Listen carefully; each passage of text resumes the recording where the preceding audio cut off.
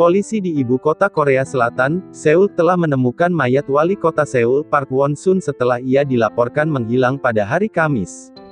Dilansir dari BBC, Jumat disebutkan, mayat Park Won-sun ditemukan di Gunung Bugak di Seoul Utara, dekat tempat sinyal teleponnya terakhir terdeteksi. Polisi belum mengumumkan penyebab kematian.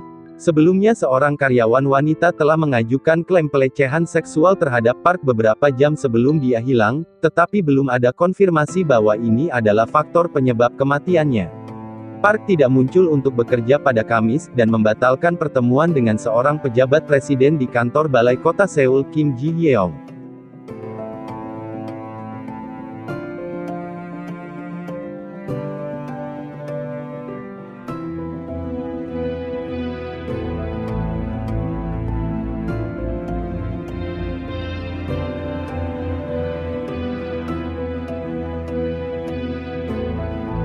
Petugas polisi Lee Byung-seok mengatakan kepada wartawan bahwa Park terlihat oleh kamera keamanan pada jam 11:07 malam di dekat pintu masuk ke daerah berhutan di mana sinyal telepon terakhir terdeteksi. Sekitar 600 polisi dan petugas pemadam kebakaran menggunakan drone dan anjing mencari di daerah itu berjam-jam pada hari Kamis. Park terpilih sebagai wali kota Seoul pada 2011 dan terpilih untuk masa jabatan ketiga dan terakhirnya pada Juni tahun lalu.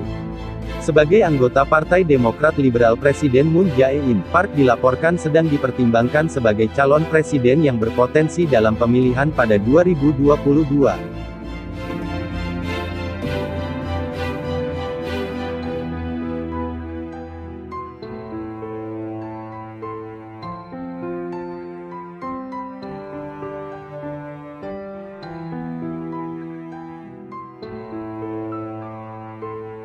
Dengan terpilihnya kembali tahun lalu, Park menjadi wali kota pertama Seoul yang memulai masa jabatan ketiga.